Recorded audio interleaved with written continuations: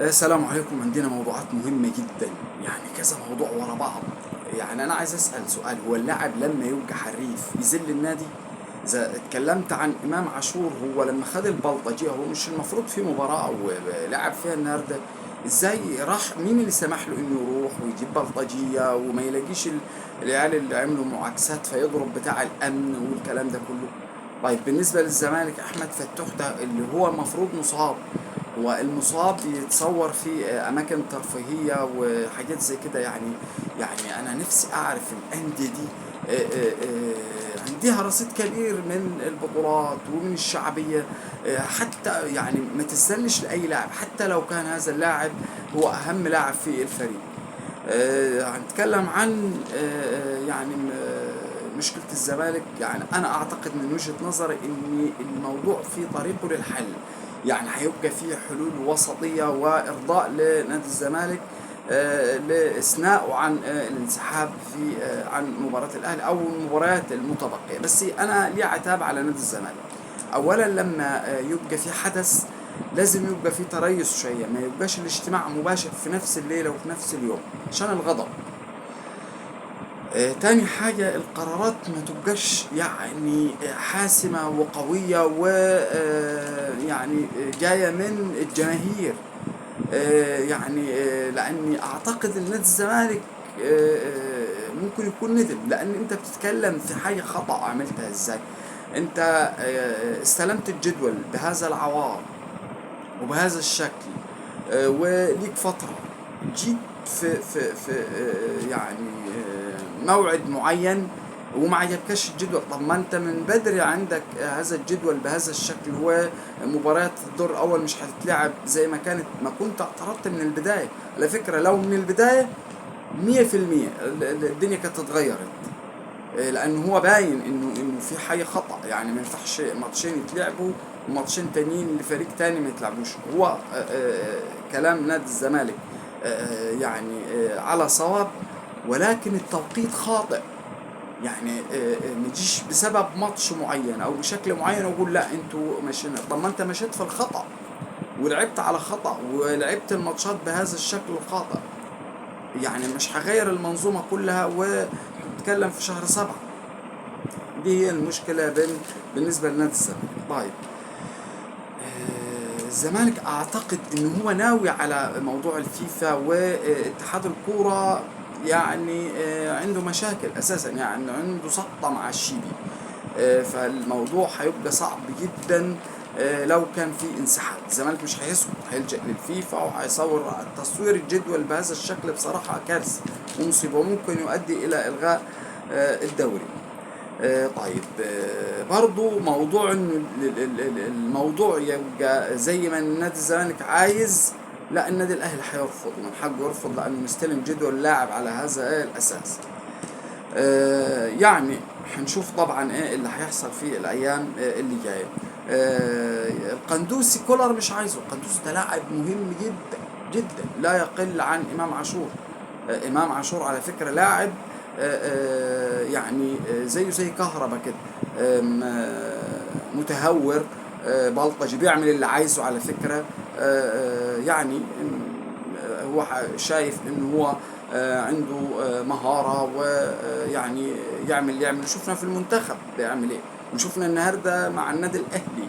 لا النادي الاهلي ما خدش اي موقف معاه، لان انت عندك مباراة والمفروض في معسكر. يعني ماشي اللاعب حر بره، لكن ده في مباراة طلعت ازاي؟ طيب عمر الساعي اللي هو اللاعب الأهم في وسط الملعب الصغير، لاعب المنتخب الأولمبي، لاعب النادي الإسماعيلي، هو اللي اختار الرغبة. الأهلي عايزه بأي مبلغ، الزمالك نفس الكلام، ورغبته هو اللي هتحسم وجوده في أي مكان. طيب لو اتكلمنا عن ماتش الأهلي والزمالك، مختلفين تماما على العكس وعلى النقيض. يعني الزمالك ناقصه 14 لاعب بيعمل أداء رائع، بيخلص المباراة من بدري. في لقطتين، يعني ضربة جزاء للزمالك او لفاركو، واحدة لأوباما. يعني مش ما اعتقدش الفار ما اقتنعش بيها، واحدة لفاركو ما اقتنعش بيها. لكن تتكلم عن اداء بصراحة كان يعني فريق فاركو فريق قوي. ومن الفرق اللي هي نهضت يعني في الفترة الأخيرة. فريق متميز. طب تعال نشوف محمد صبحي. محمد صبحي من اللعيبة يعني أو من الحراس المتميزين، الحارس الصغير، وبيأدي أداء جيد ليه كذا يعني المباراة التانية اللي بيلعبها بهذا الشكل. حسام عبد المجيد يعني ما فيش اخطاء، لكن حسام عبد المجيد عايز دعم وعايز ثقه، وممكن يكون عايز اعاره، يعني محتاج محتاج خبره. بعض المسلوسي نجم، كان نجم مهم جدا النهارده، لعب مباراه عاليه جدا. محمد شحاته كالعاده واحد من افضل لاعبين نادي الزمالك.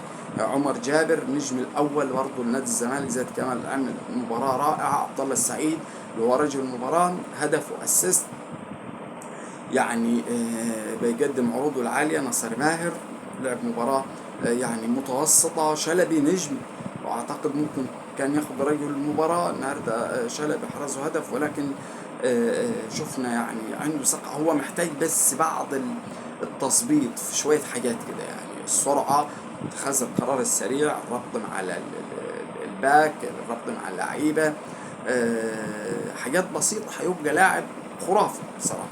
اوباما انا ما بحبش اوباما اساسا. شفنا طبعا في كوره اداها له متيابه وقطع وحط بطريقه غريبه، يعني بطريقه غريبه جدا في كذا لعبه كده. يعني اوباما انا لعب شوط اول بصراحه متميز جدا، لكن انا عن نفسي اوباما حتى في المباريات الكبيره ما تلاقيهوش.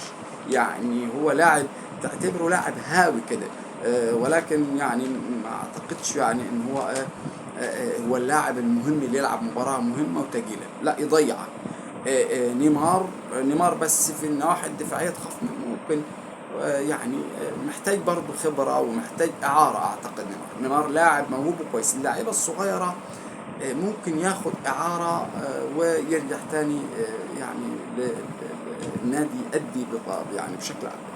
المباراة الحكم سيء جدا، ولا قرار خده من نفسه، كله روح للفار، تعال الفار. يعني ضربة الجزاء بتاعت اوباما دي قدام عينه، يعني ما فيش، مش محتاجة اي كلام. حارس يعني اخطأ وحاول يلحق الكرة، كسر اوباما قدامه. ما فيش اي قرار، كل قراراته خاطئة. يعني حكم سيء جدا، حكم المباراة. المباراة لازم تتحسن في البداية. لو ماتش المصري زي كده، هو دخل يعني المصري حط هدف في البداية، فالدنيا اتصعبت. حطيت انت هدف بتسهل على نفسك، والزمالك كان حريص على انه يغطي الهدف، وده كان باين من الهجمات العديدة لنادي الزمالك. طب بالنسبة للنادي الاهلي، النادي الاهلي بيقدم مباراة سيئة، لكن بتكلم عن افضل حاجة كده شفناها. اولا اكرم، يعني زي محمد شحاته بالظبط في نادي الزمالك، اداء رجولي قوي، فدائيه، بيلعب بقلب وروحه، محارب زي ما قلت عنه. قفشه بيبقى برضه واحد من افضل اللعيبه، اخلاق واداء، اداء دفاعي، اداء هجومي، هدف روعه يعني من قفشه، وتعادل ضربة جزاء، ثم هدف عمرو السولية في الدقيقة 84. فريق الداخلية بصراحة يعني فريق قليل بعض الشيء، لكن النادي الأهلي النهاردة كان سيء جدا جدا وأداؤه. ويعني بصراحة طبعا هنقول ماشي في إجهاد وفي تعب، والثلاث نقاط الأهم، لكن برضو أداء النادي الأهلي كان سيء. يعني نتمنى التوفيق طبعا لنادي الأهلي ونادي الزمالك. عندنا أخبار مهمة هنقولها يعني إن شاء الله بإذن الله. عندنا أخبار مهمة بكرة، لكن ماتش هولندا وفرنسا 0-0. تكلم عن سلوفاكيا هزمت من أوكرانيا 2-1. بولندا هزمت من النمسا 3-1. إن شاء الله بكرة معانا فيديو مهم جدا. شكرا.